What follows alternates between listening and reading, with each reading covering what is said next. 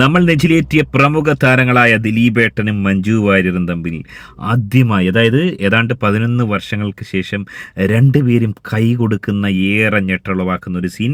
എവിടെ നോക്കട്ടെ, നിന്നെ കുറിച്ചു ഞാൻ പാടുമീ രാത്രിയിൽ ശ്രുതി ചേർന്നു മൗനം.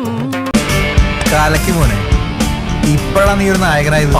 ഈ ഒരു വീഡിയോയുമായി ബന്ധപ്പെട്ട് നിരവധി ഊഹാപോഹങ്ങൾ, ആരോപണങ്ങൾ, നിരവധി റിയാക്ഷനുകളൊക്കെ വന്നിട്ടുണ്ട്.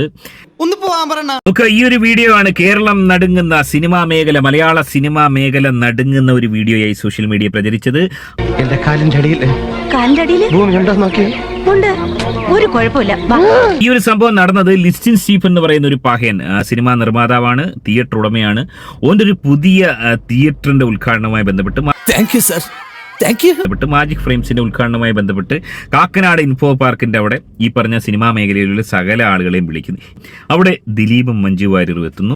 അങ്ങനെ വരാൻ വഴിയില്ലല്ലോ, പക്ഷെ അങ്ങനെ വന്നല്ലോ. 2014 ശേഷം ഇതുപോലൊരു സീന് വളരെ ഞെട്ടുളവാക്കുന്ന സംഭവമാണ്. ഇവർ തങ്ങളി ഒരുമിച്ചൊരു ഇന്ററാക്ട് ചെയ്യുന്ന രീതിയിൽ ഒരു വേദിയിലും പ്രത്യക്ഷപ്പെട്ടാലും നമ്മൾ കണ്ടിട്ടില്ല. കൈ കൊടുക്കുകയോ മുഖത്തോട് മുഖം നോക്കിയോ ഒന്നും കണ്ടിട്ടില്ല.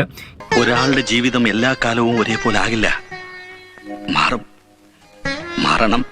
എന്നാൽ ഏറ്റവും ഒടുവിൽ സത്യാവസ്ഥ എന്തായിരുന്നുവെന്ന് മനസ്സിലാക്കുന്ന ആ ഒരു വീഡിയോ, കറക്റ്റ് ആംഗിളിൽ നിന്നുള്ള ആ ഒരു ഞെട്ടലുളവാക്കുന്ന വീഡിയോ പുറത്തു വന്നു. ഗന്ധർവഗായകന്റെ മന്ത്രവീണ പോലെ. ഇതെന്തങ്ങനെ നേരത്തെ ഇങ്ങനെ അല്ലായിരുന്നല്ലോ. 11 വർഷത്തിന് ശേഷം മഞ്ജു വാര്യരും ദിലീപും തമ്മിൽ ഒരു ഷേക്ക് ഹാൻഡ്.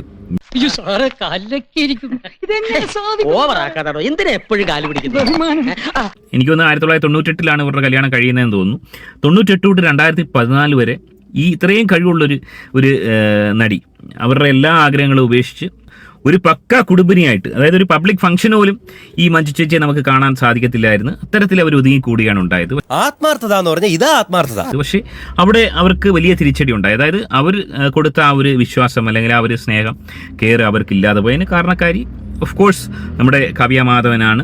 എല്ലാരും വിളിച്ചു. ദിലീപ് മഞ്ജു ചേച്ചി അടിച്ചമർത്താനും സിനിമാ ഫീൽഡിൽ നിന്നും തുടച്ചു നീക്കാനൊക്കെ ഒരുപാട് ശ്രമിച്ചിരുന്നുവെന്ന് പല ആളുകൾ പറഞ്ഞിട്ടുണ്ട്. നമ്മൾ കേട്ടതാണ്, തെളിവുകളടക്കം പലർ നിരത്തിയിട്ടുണ്ട്. പക്ഷെ അതുകൊണ്ടൊന്നും എന്താ പറയുക, മഞ്ജു ചേച്ചിയെ തുരത്താനോ തുടച്ചു നീക്കാനോ സാധിച്ചില്ല. വെറുതെ കഴിഞ്ഞ ആഴ്ച നടന്ന കാര്യങ്ങൾ പറഞ്ഞ് എന്നെ നാറ്റിക്കരുത്. അപ്പൊ ഒട്ടും സമയം കളയുന്നില്ല, ഞാൻ ഇറങ്ങുന്നു.